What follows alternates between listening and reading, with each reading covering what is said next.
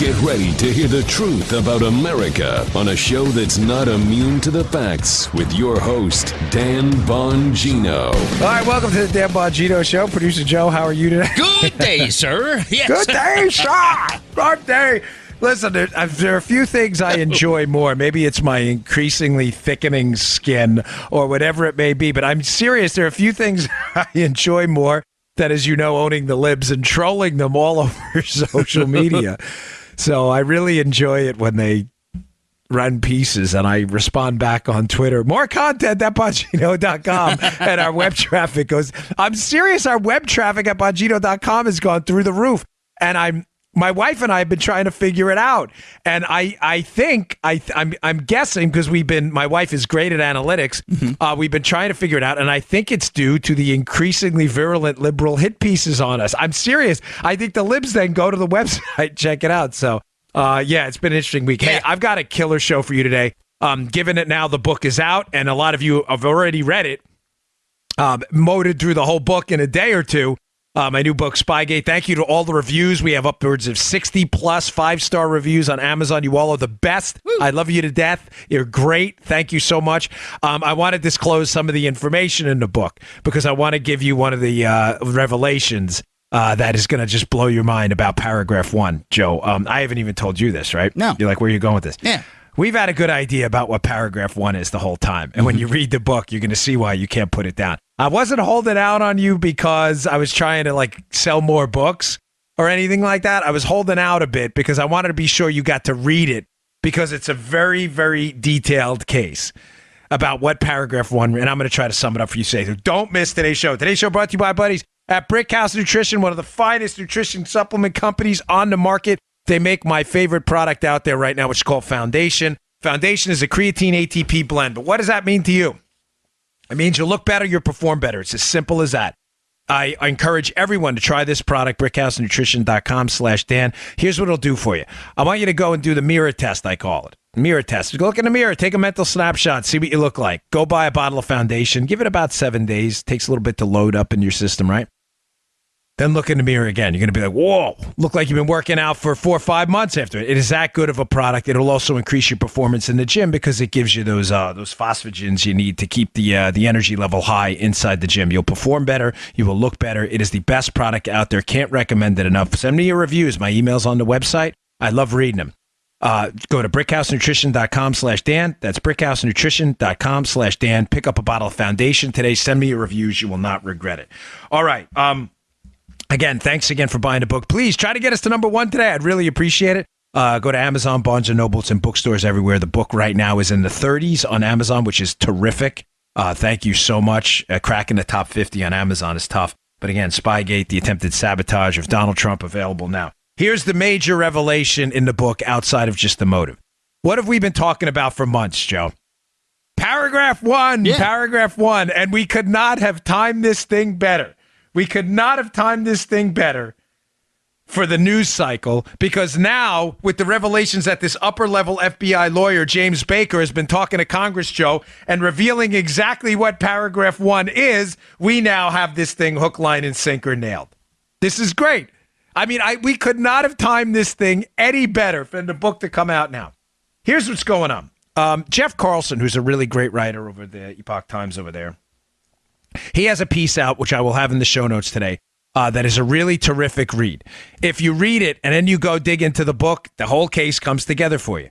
Paragraph 1 is the big controversy in this case. Now, for those of you who are new listeners and don't know what that means, let me just sum it up again quickly. Paragraph 1, when I was a federal agent, whenever you write a report in the Secret Service, we called them MRs, memorandum reports, IRs, investigative reports in some cases, they would always have a first paragraph in the summary section. It's not hard to figure out. And the first paragraph was how you got the case. Mm-hmm. How did you start this? That paragraph 1, Joe, better not read.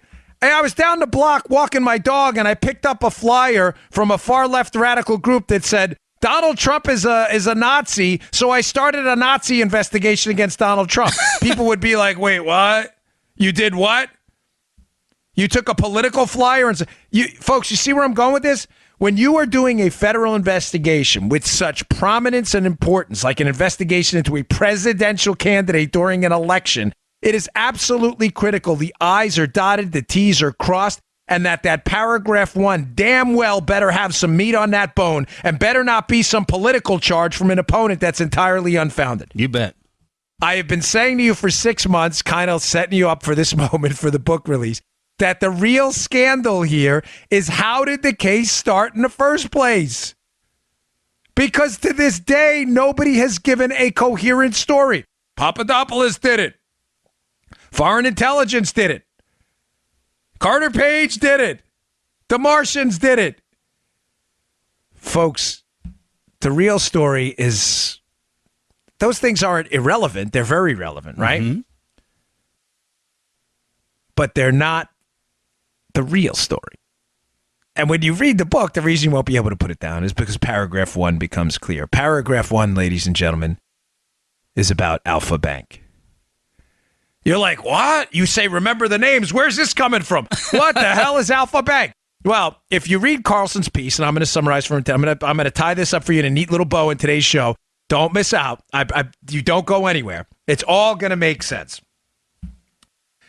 Michael Sussman, who is a lawyer for Perkins Coie, who was working with the Democrat Party on the Hillary Clinton campaign. He's a partner at Perkins Coie, a law firm hired by the Clintons to hire Fusion GPS to go generate negative information for Hillary. Michael Sussman, we now know, again, you could not have picked this news cycle any better for this book. It's almost like we planned it. Sussman, we now know, is feeding information to James Baker at the FBI. James Baker is an upper level lawyer chief counsel at the FBI. He is pipelining this right into the highest levels of the FBI. Keep in mind, this guy, Sussman, is working with the Hillary Clinton campaign for president, piping negative opposition research into the top levels of the FBI. Now, what's apparent here, Joe, they are desperate.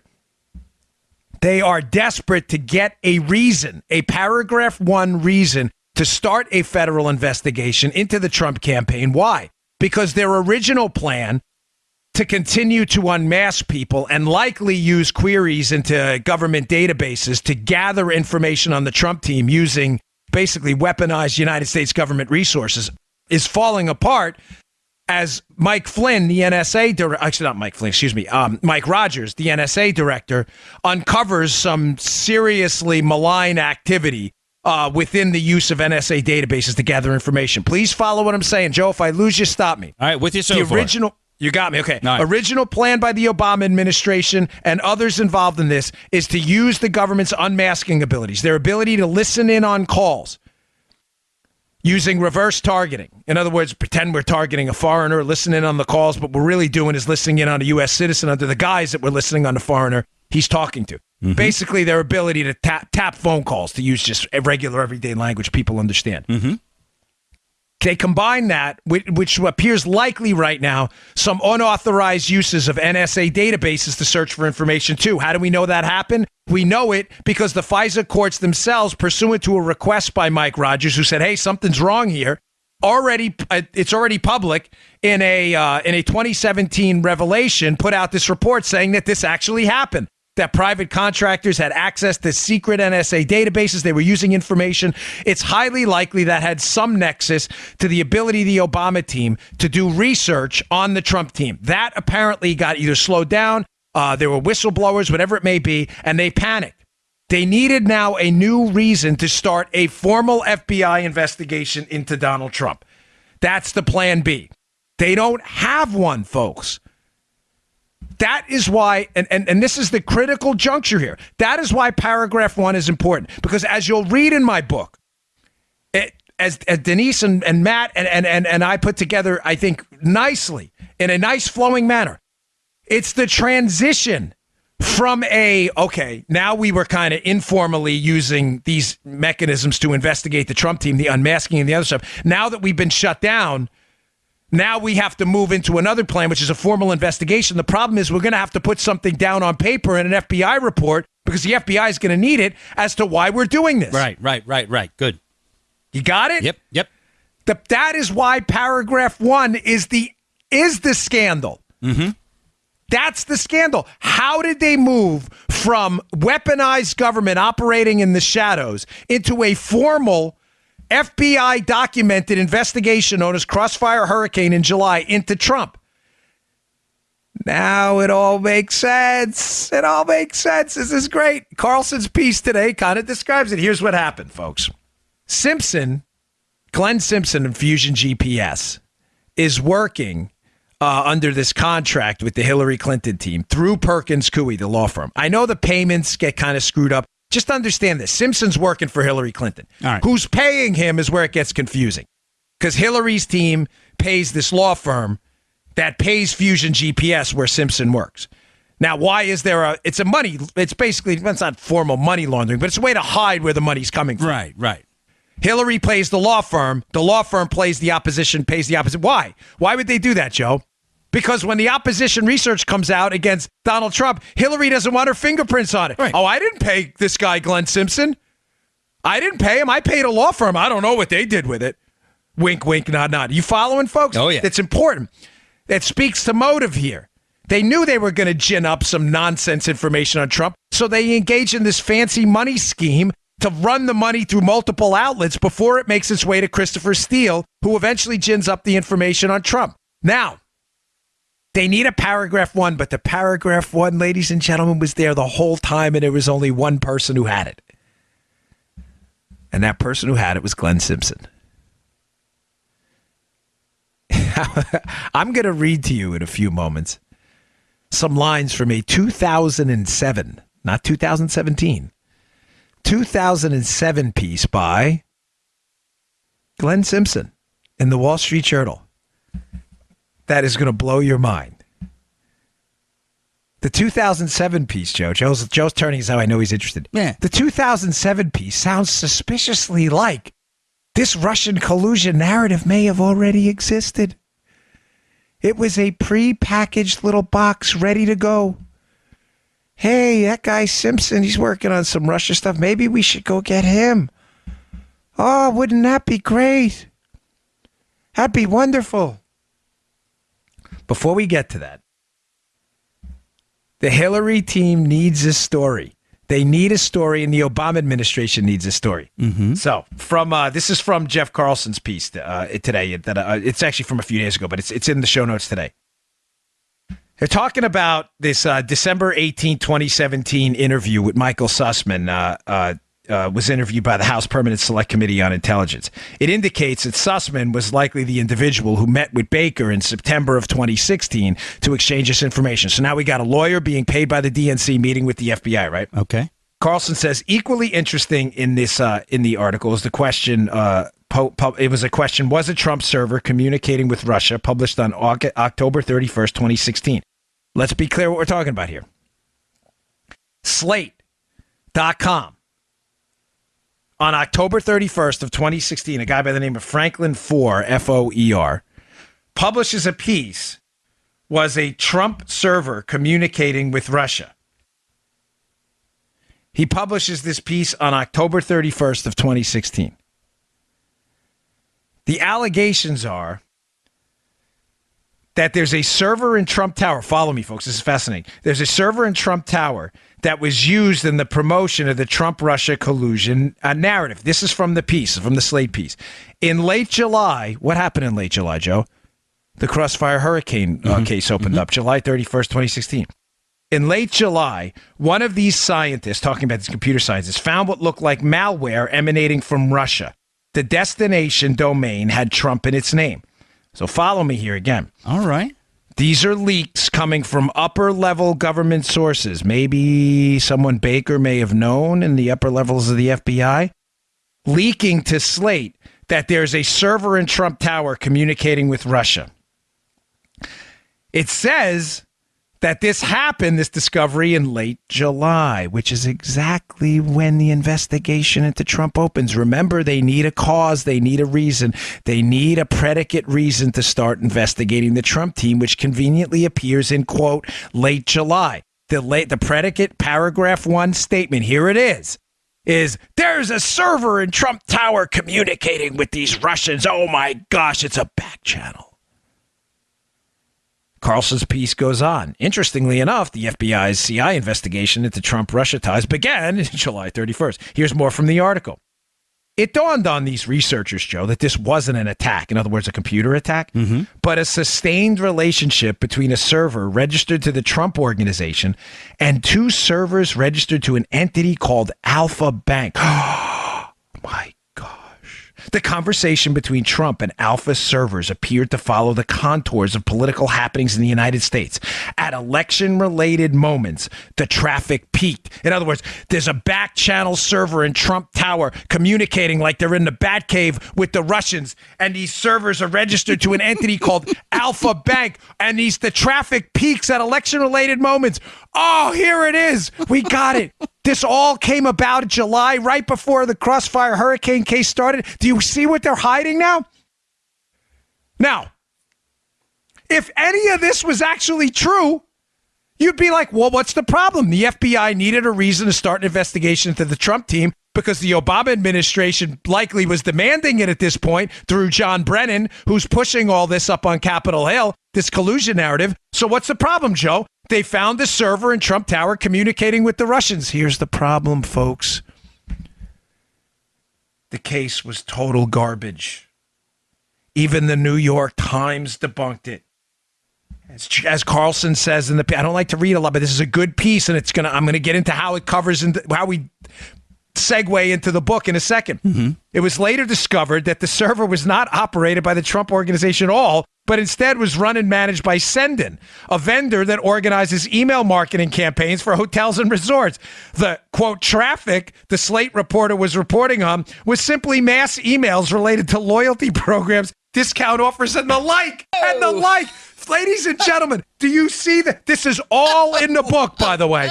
Do you see the cataclysmic embarrassment that the FBI is looking at right now? Again, I know some of you don't like it when I'm a little bit repetitive. I get it. But to understand this, you have to understand the egg on the face of the FBI. You need to put yourself in their shoes right now. The Obama administration engages in Plan A, the spying operation on the Trump team.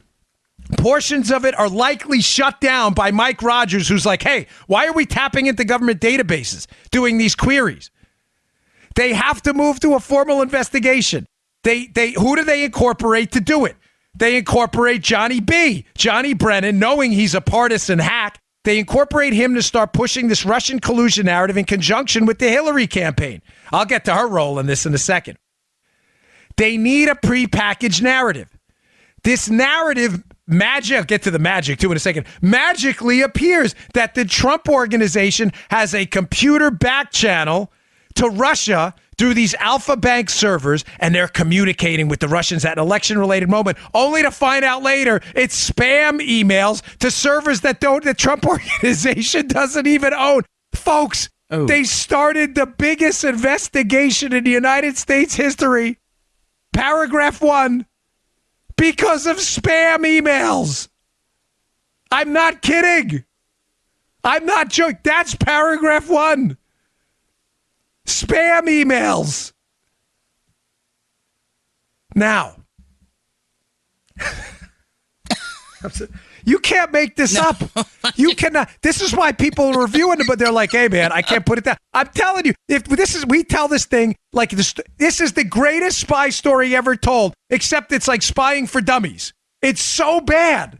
It's so bad. The malfeasance and misfeasance was so awful that when you talk about it in a book, that's why we use a lot of left-wing sources, by the way, because they can't run from this now. Slate actually, a left-wing resource, actually ran a piece about spam emails to Trump Tower and alluded to the fact that it was a Russian conspiracy. Even the New York Times slayed this story, slayed it as being ridiculous. This is how it went down, folks. Spam emails. Paragraph 1. A server not belonging to Trump in Trump Tower was being spammed by a Russian bank. Or the Russian bank server was being spammed. Folks, where did this come from? Where did it come from? You may ask yourself, Dan, how could the premier law enforcement agency in the world, the Federal Bureau of Investigation, get so snookered into believing that spam emails to an Alpha Bank Corporation that these spam emails were the nexus and the keys to the kingdom to a major Russian conspiracy with the Trump team. Joe, may I read to you a few things? Would you object to that? No, please do, Dan. Here is a piece from 2007. Mm-hmm. This is a piece written by Glenn Simpson. Now, for those of you who don't know who Glenn is paid by the Hillary Clinton team. Glenn is paid through multiple outlets, and Glenn was paid to go find the story to put in paragraph 1 to give the FBI the means to investigate the Trump team. This is the pre-packaged narrative about Alpha Bank and the Russians. Already there. Glenn Simpson from 2007. But recent years have seen a growing number of former Soviet officials and industrialists seeking assistance in the U.S. Capitol. So here's Simpson saying the Russians are infiltrating the United States government. By the way, I'm not objecting to any of this reporting. I'm simply suggesting to you this reporting was simply taken and transplanted onto a Trump collusion with no evidence at all that Trump was colluding with the Russians. Mm-hmm. Many are playing an increasingly important role in the global economy as they wrest ever greater control over Eurasia's vast energy reserves and other natural resources. Okay, so let's break this down piece by piece. Simpson's 2007 piece, Glenn Simpson, the guy who is a key figure in the fabrication of this collusion narrative with the Russians, has a piece in 2007 making allegations that the Russians are hiring U.S. lobbyists to influence the U.S. Capitol. Again, I'm not saying the Russians are not our friends. Let me be crystal clear. I'm not objecting to his reporting. I'm simply trying to lay the skeleton for how this story is overlaid onto the Donald Trump team with no evidence at all. It's basically like, Joe, here's a narrative, there's a narrative, where's the narrative too? We need a narrative. I got one. Glenn Simpson says the Russians are in the U.S. Capitol. Let's blame that on Trump. Now, they talk about the Eurasia's vast energy resources. Interestingly enough, another narrative that appears frequently in the Steele dossier, which Steele, of course, was working with Simpson at Fusion GPS. All have become politically powerful in their home countries as well, making them, and by extension, their U.S. advisors, key players in Western efforts to promote regional stability. So there's 2007, he's setting up the Russians, right? He goes into a conversation about how Bob Dole helped the Russian billionaire accused of rivals of bribery obtain a visa to visit the U.S. in 2005, among other things. He then talks about a powerful member of the Russian cabinet and close ally of Putin who used a Washington PR consultant, talking about this Leonid Ryman. This guy's under investigation, but he goes on. This is where it gets fascinating, Joe. This is where it gets really interesting. Mr. Ryman is under federal investigation in the U.S. over money laundering and is locked in a high-stakes battle with Moscow conglomerate Alpha for control of a Russian telecommunications empire. Oh, so Simpson already had some experience with what Alpha Bank. Let's check the boxes here. All right. What am I doing, Joe? I have fingers up. We're going down the box checking thing. Right. Here's me, my right index finger to my left thumb for number 1 here. Mm-hmm. Pernicious Russian influence in the U.S. Capitol. Check. Check. High-paid Russian billionaires hiring U.S. people to influence U.S. policy. Check. Check. Thank you. Number 3, a dispute with a Russian conglomerate, Alpha, and a Russian billionaire. That seems awfully interesting enough to put in an article. Number 3, check. Check. It goes on. This is great. This is great. Who else appears in this 2007 piece? Dang if I know. Glenn Simpson. I know. Don't worry. I got it. Good. The piece goes on. Paul Manafort, a former advisor to Bob Dole's presidential campaign, has advised a Ukrainian metals billionaire and his close political ally, Ukrainian Prime Minister Viktor Yanukovych. Mr. Yanukovych, who favors closer ties with Mr. Putin's administration, is embroiled in a power struggle with pro-Western Ukrainian President Viktor Yushchenko. You know who else appears in this piece? Because I'm going to explain that part in a minute. Talking about Bob Dole. Mr. Dole, for instance, disclosed in lobby filings with the U.S. Senate his work for Russian billionaire Oleg Deripaska. Oh, did that happen too? Oh, boy. Oh, crazy. So let's go down the 2007 article. All of the players that appear in this article and the entities that later are transplanted directly into the Trump-Russian collusion narrative. Holy cow. Oleg Deripaska, who now we know the FBI sought his help in gathering dirt on Trump. We also know he had a lobbyist he was working with named Adam Waldman, who was working with a Democrat Senate staffer named Dan Jones, who was trying to take down Trump. So the FBI goes back to Deripaska. Deripaska's name appears in a 2007 article by Glenn Simpson, as a Russian billionaire trying to influence U.S. policy. Deripaska's name. Who else appears? Paul Manafort. So Glenn Simpson's got Paul Manafort on his radar. Again, I'm not objecting to his reporting. Please don't mistake this for anything else, because I know how liberals are. Right. His reporting may have been spot on about Manafort, Dole. I don't know Bob Dole. I've spoken to him once on the phone, but I don't have any relationship with him. I'm suggesting to you that he took this 2007 narrative about the Russians are invading the U.S. Capitol by paying off U.S. lawmakers, which may have been true, and he transplanted the exact same players onto the Trump team.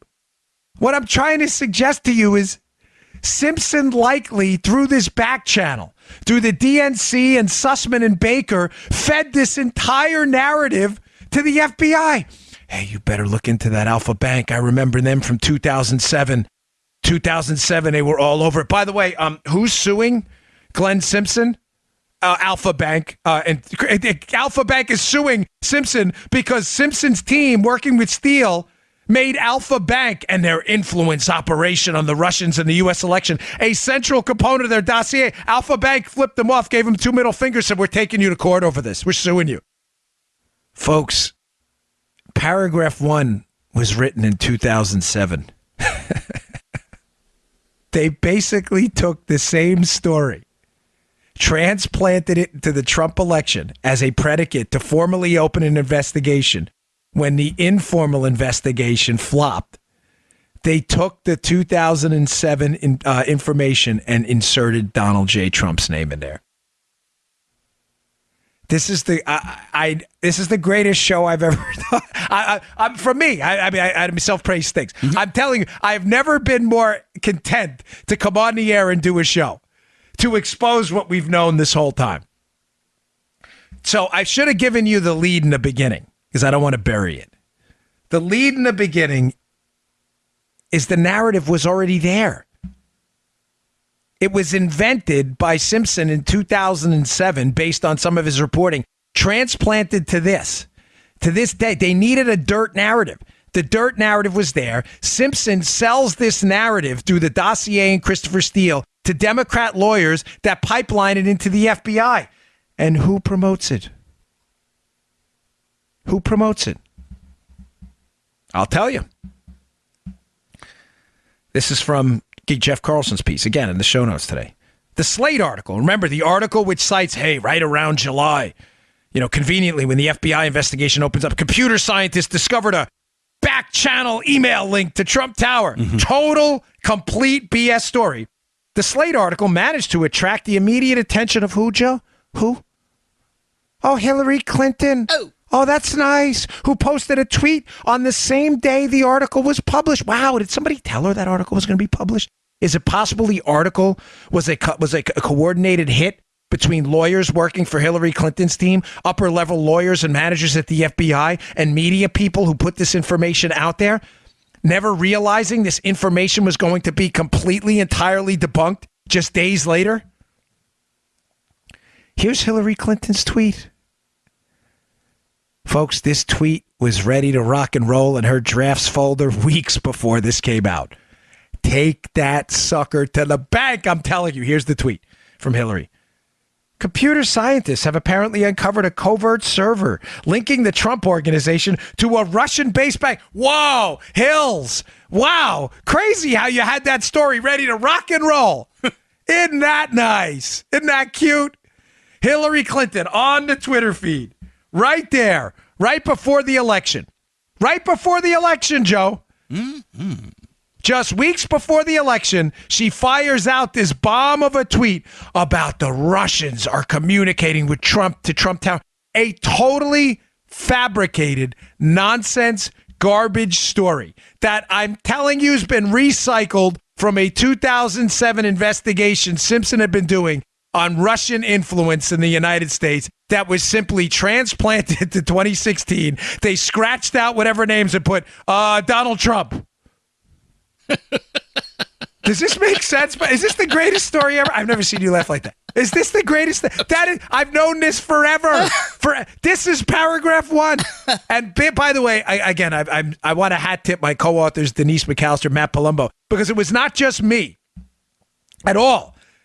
There was some really solid work based on some really incredible sourcing in the book that the FBI was entirely, completely embarrassed when they found out that their paragraph 1 about this Alpha Bank story, which is garbage. It was about spam emails, not an email communication channel with the Russians. This was so stupid and so easily debunked by even basic investigative techniques that what happened, Joe?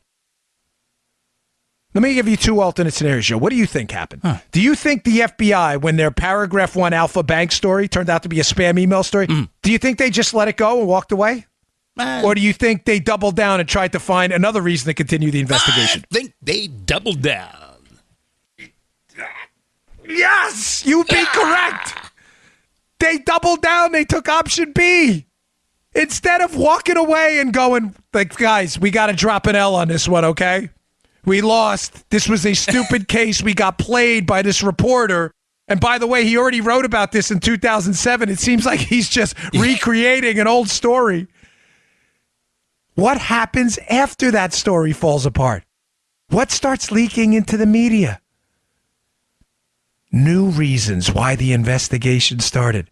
George Papadopoulos in a panic. Papadopoulos spoke to Alexander Downer about dirt, which everybody now denies. Everybody involved in it. They have to you understand they had to reverse engineer paragraph 1? Because the original paragraph 1 is complete garbage. It is a joke. It's an egg on the face. Oh my gosh, did we get played moment. Then what happens in October? Right around this time, Joe, after the July 31st opening of Crossfire Hurricane, centered on the Alpha Bank email communication story, which is a garbage narrative, what happens? There's another. Oh, Carter Page. It's him this time. All these leaks. No, Carter Page started it. They keep going to the media, hoping and praying that this new fictitious paragraph 1 narrative will set in. Folks, I got more on this. We got to pay for the show, and I appreciate your patience, but I want to get into on the other side of this read here how Hillary was so fully invested in paragraph 1, even though I'm sure they knew it was false, that she even had her senior policy advisors and her campaign people pumping this story out. Now, you may say, fairly enough, Joe, I know what you're thinking. I can see it in your face. You may say, well, Dan, if they knew this thing was junk and garbage, why continue to promote it? Because, folks, they thought they were going to win the election. That's what I was saying. They didn't care. None of this was going to come out. This was going to be over. Hillary was going to be in charge of the DOJ, the FBI. They fall into the executive branch. This was all going to be dead and buried. Goodbye. See you later. We'll discredit Donald Trump. And by the way, they wanted to make sure he never surfaced again on the political scene. So they had to humiliate him. Russian collusion. They had to make sure his business was untouchable. No one would go near him. I mean, untouchable in a bad way. So they had to discredit. So they foster this nonsense recycled 2007 narrative into this to make sure this guy as is the cholera. Remember that Frankenstein movie with Robert De Niro? There's the cholera. They had to make sure he was the cholera. They knew this was crap. All right, I'll get to how they promote it in a second. I just got to pay for the show, and I really do appreciate your patience, as always. Oh, gosh, sorry. Paperwork everywhere. I got so much going on with the book out and everything like that. It's been crazy, and people are tweeting me like or texting me like crazy right now.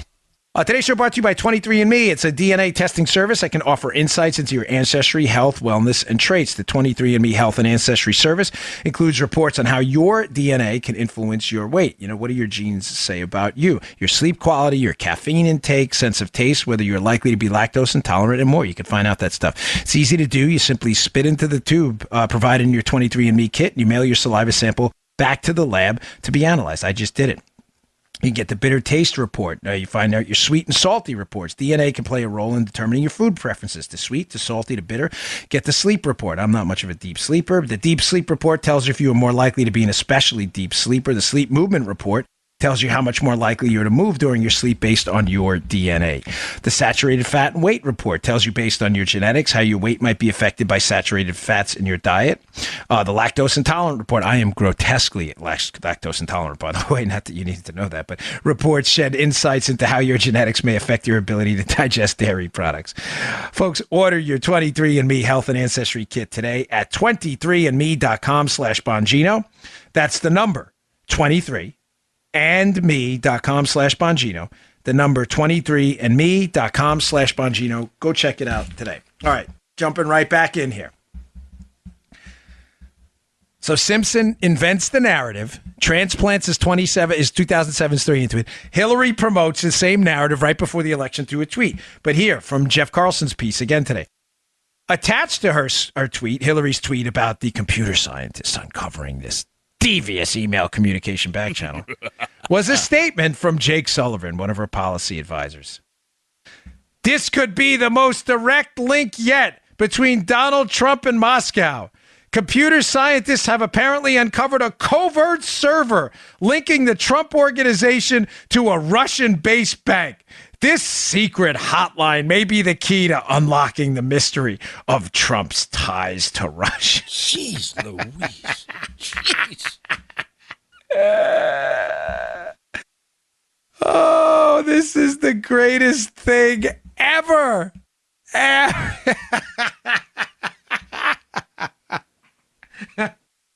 Oh, man, folks, I don't even know where to start with this. This is just so funny. It is. It's so how this story just entirely, completely collapsed on them.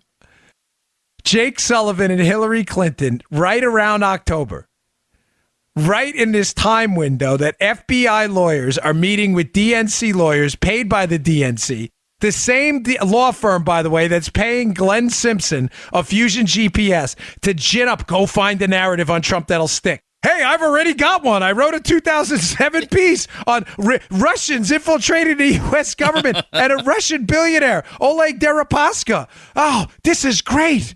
You got that? What do you think happened here? Well, let me tell you something. In that 2007 story, there was this Russian bank involved in this influence operation, right? I think there's something going on there. Where do you think the FBI gets these clues from? They're getting it from a DNC lawyer working for Hillary Clinton. Ladies and gentlemen, this is a grotesque political hit job from the start.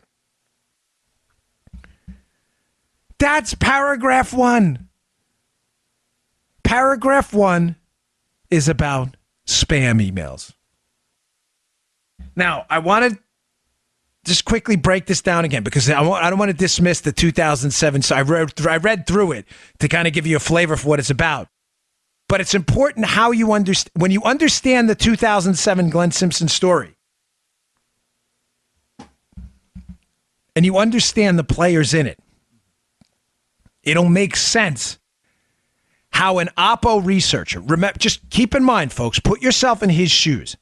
If you're Glenn Simpson from Fusion GPS, you are being paid exorbitant amounts of money. Joe, play Glenn Simpson for a moment here. Mm-hmm. You are getting hundreds of thousands of dollars.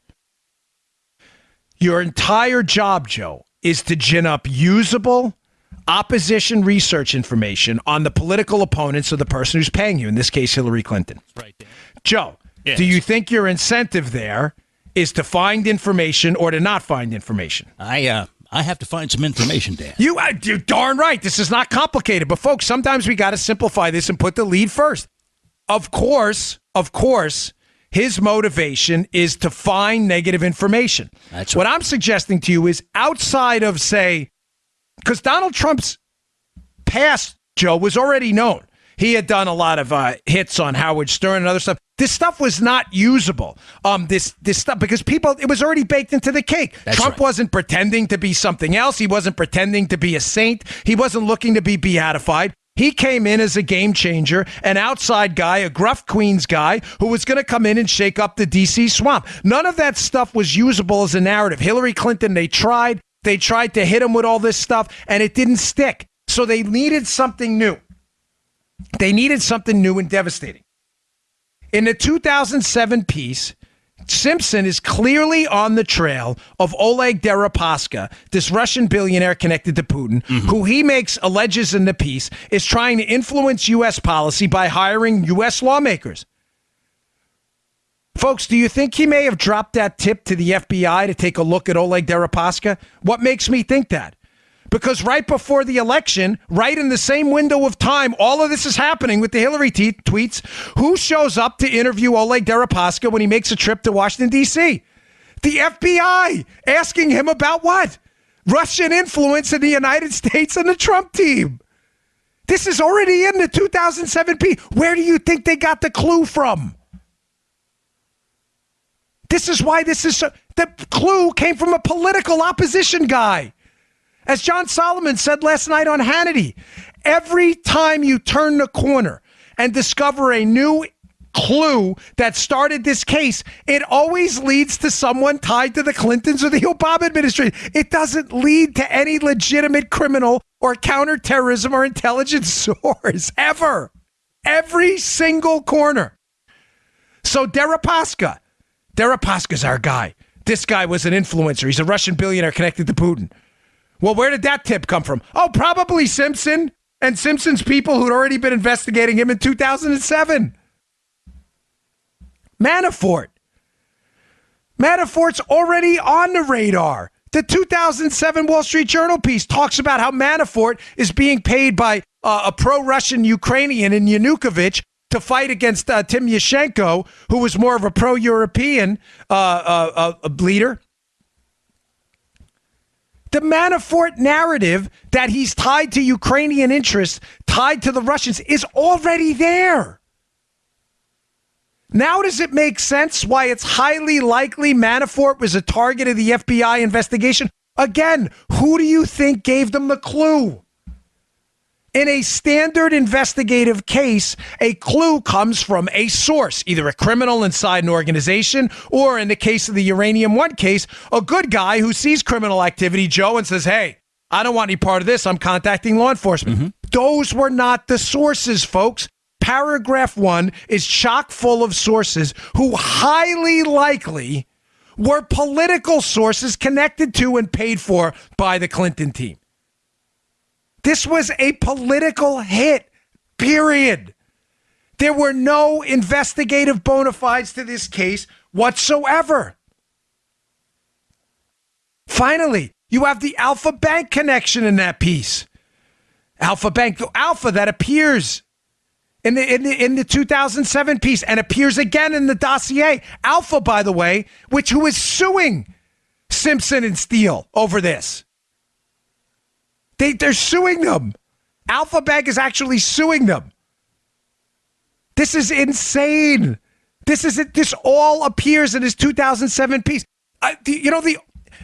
Maybe a simple analogy will work here. And you're not objecting, so I assume you're getting it, Joe? Yeah, I'm with you here all the way, bro. But I just forgive me for hammering this, but this is the whole point. This is why people can't put the book down, because the connections here are all new.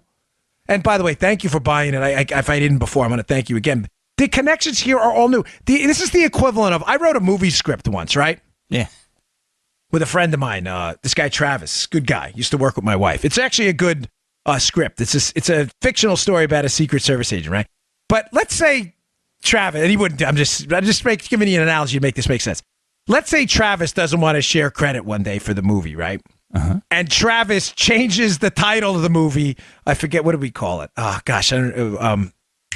Sheesh, I can't even remember the title. We wrote it so long ago. But people liked the story and they were interested. This was years ago. We wrote this. Got to be 5-6 years ago. Say he changes the title and changes the two lead characters from like Bobby to Tony. And he sells it and goes, oh, Dan, it's not the same story.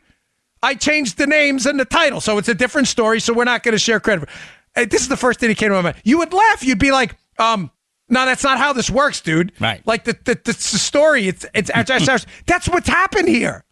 Simpson transplanted the players from his 2007 Russian influence operation story, transplanted them once they found out Manafort was hired by the Trump team. Once they found that out, they transplanted the 2007 narrative directly into 2016 and just replaced the title of the movie with Donald Trump. That's it. But here's the problem, though. They had no evidence any of it was actually true. None of it.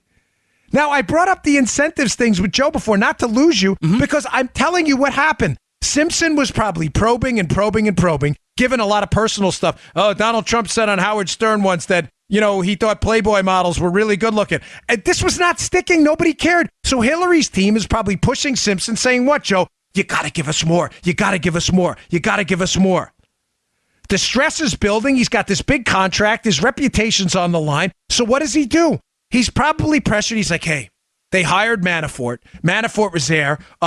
Didn't we write that story in Manafort in 2007? Hey, Chris, we got to go find some stuff on this, and we got to make a connection somehow between Trump and Russia. Manafort's the conduit there. And by the way, I have some other components I wrote about in 2007, Deripaska, and I have another component in this Alpha Bank story that needs to reappear in this as well. Then the dossier appears, but they never, ever think the dossier is going to become public. They think it's going to stay a background, fictitious, nonsense movie script they wrote replacing the name of the real players with Donald Trump as the key to this Russian collusion influence operation in the United States. And they never think the dossier, which is full of uncorroborated, unverified garbage connections that make no sense, they never think it's going to become public because they are absolutely 100% crystal clear. Hillary Clinton's going to become the president, throw the thing in the dustbin of history, and it is never, ever going to get out there or see the light of day.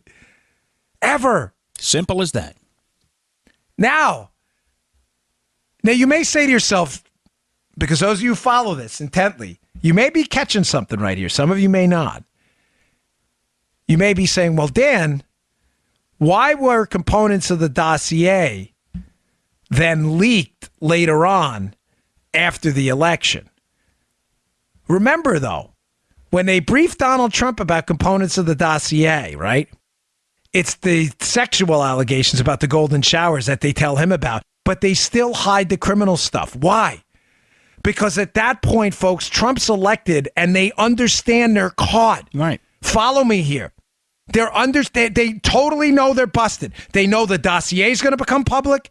They know everything they did through the IC, the 702 queries, which likely happened, the unmasking. They know all of this is going to become public. At this point, they are feverish to, one, get the allegations out there and make sure that the allegations that this Russian stuff is real at this point, they have to get it out there, but they have to find a way to make sure that the origins of the case and the DOJ malfeasance go away. Follow me. Please don't lose me, folks. Yeah. Go, baby. They know after the election they're screwed. They never think this stuff is going to come out. That's why they weren't worried about it being true. Now they have to find a way to get it into the news at because they know it's going to be. So they have to paint the narrative their way. So Jim Clapper talks to Jim Comey, has Comey go to meet with Trump and brief him on the sexual stuff in the dossier, but not the criminal stuff, which will stop Trump from digging further. But he tells Trump, don't worry, it's salacious and unverified. In other words, buy time. Because what we're going to do is we're then going to leak to BuzzFeed that Comey briefed the president on the dossier, which gives BuzzFeed cover to print the whole thing, which will send the White House into a tizzy. When the White House goes into a tizzy, they're going to somehow have to respond to this. And what we're going to do is we're going to use what the White House does as a reason to leak more stuff to the media and to call for a special counsel to investigate Trump. And we're going to call for Bob Mueller to come in. And Mueller's going to keep the attention focused on this Russian collusion thing for as long as possible until we can make sure all the DOJ and FBI malfeasance is swept under the rug or drip, drip, drip so slowly like you're seeing now that the American people lose interest. What a genius plan. What a sick, grotesque, disgusting. But But what a genius plan. You get what I'm saying, right? Mm-hmm. They don't want Trump to go full bore, so they don't let him in on everything. But they have to get the dossier into the press to get a special counsel investigation. The sole purpose of calling for the special counsel investigation is to keep the attention on Trump the entire time, using this fake collusion that they know is going to be exposed, but to buy enough time to Bob Mueller, who they know will play ball with them, the swamp, to keep the attention on the Trump team, hoping that the malfeasance here, the fake narrative, the fake paragraph one, the fake dossier, the information superhighway from Steele and Simpson into the DOJ and through James Baker at the FBI and through Bruce Orr at the DOJ. When that all comes out, they're hoping it comes out so far after Trump is impeached and his reputation is so damaged by Mueller that it becomes a secondary, tertiary story nobody cares about. It's the drip, drip, drip, drip, drip. And then they let it out years. Think about it. Like I said to you yesterday, it's like the Benghazi story. People don't even talk about it. Sadly, people died. People still to this day, they don't even talk about it. They don't talk about it anymore because the Democrats slow walk the entire thing, and they use the media to say, oh, this is a conspiracy theory that the Mueller probe is trying to sweep this stuff under the rug. This is what they do. And they just basically make the story. They ghost it. They ghost it. That's the strategy here. After Trump won, they knew it was going to come out, but they wanted to make sure they had a countermeasure. The countermeasure is the Bob Mueller probe. So what do? They leaked this stuff to Trump. They go to, but he tells them it's salacious and unverified, talking him off the ledge for a minute. They then, behind the scenes, continue to leak stories about Mike Flynn, all this other stuff, making sure the press stays highly focused on this Russian collusion. They stay focused on the Trump thing. Pressure's slowly building for Sessions to recuse, a special counsel. Boom, Trump fires Jim Comey, which, by the way, I still think was the right move. He fires Jim Comey, and that is the spark to the powder keg that blows the whole thing. The Democrats now feel like their steady build of Russian collusion nonsense that's leaked, in conjunction with the firing of Jim Comey, is enough to push for a special counsel investigator deeply connected to all of the players in this, who, again, will make sure the attention stays on Trump in the media. So when all of these deep, dark secrets of how the FBI and the IC and the DOJ colluded together deeply with lawyers from the DNC, the Clinton team, to get a fake narrative transplanted from 2007 to 2017, when that all comes out, they will make sure it doesn't matter because Trump is either impeached or is so damaged by the ruthless Mueller witch hunt to take down all the people in this orbit that no one will care anymore, and the story will only be about how corrupt Donald Trump was, not how corrupt the players in the United States government, who entirely weaponized around every corner and politicized an investigation into a presidential candidate ever sees the light of day. Folks, this is a monumental, huge story. And I'm telling you, you could not have planned it any better that this Baker-Sussman back channel was exposed now, because the whole thing is now coming out. But again, when you go back and you read the book we just put out, all of this stuff is in there about how they transferred almost seamlessly, Joe, from a criminal investigation to a counterintelligence investigation, despite no evidence that either criminality or a counterintelligence investigation was needed at all. This is why paragraph 1 and the FBI origin stories they're leaking to the media keeps changing. No, Papadopoulos did it. No, Carter Page did it. No, Mike Flynn did it. No, Trump Jr. did it. They don't have paragraph 1 was a criminal investigation. A criminal investigation into this link between these Alpha Bank people and this computer server that was a spam email operation that entirely blew up in the FBI's face. That is why, although they keep telling you, now does it make sense, Joe, by the way, why they keep telling you Papadopoulos was the key figure to starting this whole thing, but Papadopoulos isn't interviewed until the following year? Because it was a triage operation. We have to go find a new paragraph 1 because the real paragraph 1 looks pretty darn ridiculous. Get insane. Insane. All right, folks, I got a couple more things I want to get to, but that's just to sum it up, all right? That is, thanks. This is one of my favorite shows. I can tell you're into it, babe. paragraph 1, we've known the whole time. We just couldn't put. Now, when you read it, it'll make a world of sense. That's why I kept saying it for months and months and months. That's the scandal. All right, today's show brought to you by my new favorite underwear company. Yes, Joe has Yes, them too. I do, Dan. I know he does. Pair of Thieves. Joe, how comfortable are these things? I never They want to are, take them. aren't they? They're great. Like I love them to death. Pair of Thieves. They sent me a few samples, and just so you know, I don't, there's no fudging the numbers on this show here, right? I went out and bought a 3-pack from Pair of Thieves using my own promo code. I like them so much. They sent me 2 free pairs, and I told my wife I used to wear another pair. I'm not going to say who. And I'm like, these are the best. I got them. She said, you got enough. I'm like, no, I need these. I need these right now. They're that good. On average, men keep their underwear for 7 long years until they're a tattered, soiled, and stained shell of what they once were. Don't be that guy. Pair of Thieves are the most comfortable underwear I've ever worn. Hands down, fellas, hands down. Their proprietary moisture-wicking fabric keeps you cool and fresh. It's like AC for downstairs, but feels like you're wearing nothing at all. Yeah. What does proprietary mean anyway? In this case, it means the competition's been trying to copy this fabric for 4 years, and they failed. One of the guys who started Pair of Thieves says all his wife ever wants to see is him in a pair of his super fit briefs, and his wife is Jessica Alba. It's just Well, true. now. It's found in the company. Try them out. If they're not instantly your favorite pair of underwear, they will give you your money back. For a limited time, this month only, our listeners get 20% off their first order at pairofthieves.com/Dan.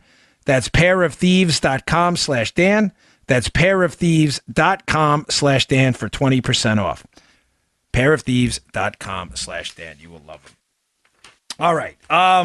One last thing. I was debating addressing this. Joe brought it up to me this morning, but I wanted to get to it today. So Avenatti, or as Trump calls him, Avianti, which I prefer, CPL, as Tucker calls him, the creepy porn lawyer, which is an adequate description. Listen, it's obvious he's desperate to stay in the media. Yeah. Obvious. And I think I may have played into it a little bit yesterday. But, I on this show, I give you warts and all, folks. So Avenatti, tweeted out that he wanted to challenge Don Trump Jr. to a mixed martial arts fight, which is really, or someone tweeted a Daily Call. He had actually said it in an interview or something like that, which is one of the dumbest things I've ever heard. And I want to be clear. Listen, I enjoy Brazilian Jiu-Jitsu and mixed martial arts. I have since my 20s, but I've got a spicy personality, we'll say the least. But for those of you who know me, and Joe knows me very well, I assure you, I am in no way an aggressive guy like that at all. I never have been. Matter of fact, on the show, I frequently make the point that, once we become the left in that arena, aggressive, I'm aggressive, I mean violent, it's over. It's done. I mean, you have complete chaos. Like, that's the one Rubicon we can't cross.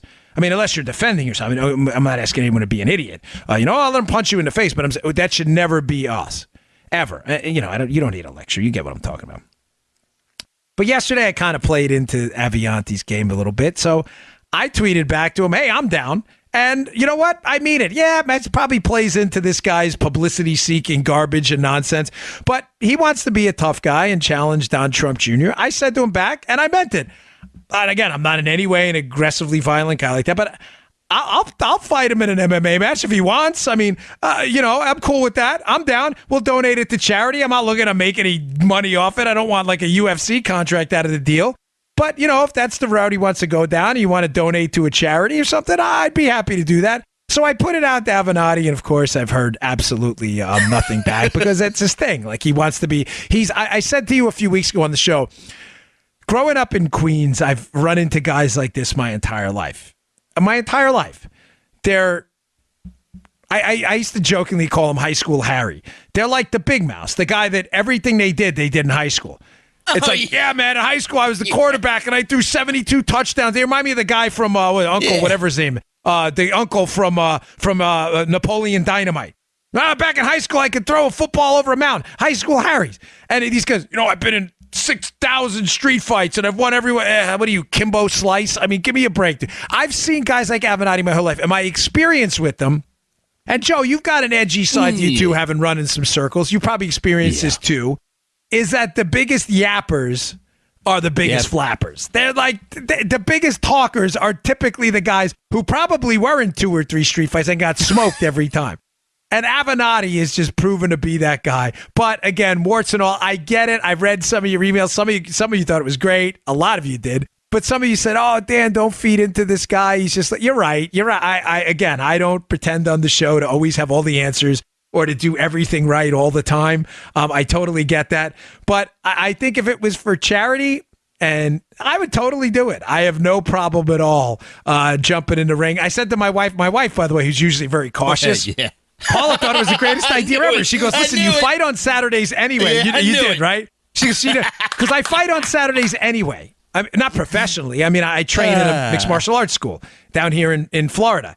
And she goes, "You fight on Saturdays anyway, and you come home beat up." She goes, "Why not go raise like maybe a couple $100,000 for a charity in the process?" And I was like, "All right, cool." Right, like Paula's down. So I just, on my show, I feel like you're owed a special insight because you spend so much time with me and I spend so much time with you. So that's what happened with Avenatti. It's on my Twitter feed if you want to check it out. Again, I'll ask you another time. I'm wrapping up the show today, and I will thank you. Thank you so much for your reviews on Amazon and Barnes & Noble of my book. You all are just, I mean it. You're going to get me choked up. You were like you're the greatest audience ever. My wife is just floored. We had 700 people on our live signing yesterday. 700 tuning in live for us to sign books. We sold over 1,000 signed books. If you want to sign one, you can go to premiercollectibles.com/Spygate. They're not book plates. They're actual signed books. We'll send you a signed one. If you want to sign one, you can go to Amazon, Barnes & Noble, pick up the book. It's in bookstores. I really, really appreciate you picking it up. We put a lot of work into it, and now you understand some of the stuff we were holding out on. The book describes in detail how this thing started and how it transitioned from a fake case to a faker case to an even more fake case, turning around, trying to reinvent the fakeness as the fakeness went on. You will be absolutely blown away. Go pick it up, Spygate, The Attempted Sabotage of Donald J. Trump, by me, Denise McAllister, and Matt Palumbo. Buy it today. We really appreciate it. Thanks, folks. I'll see you all tomorrow. You just heard The Dan Bongino Show. Get more of Dan online anytime at conservativereview.com. You can also get Dan's podcasts on iTunes or SoundCloud. And follow Dan on Twitter 24/7 at DBongino.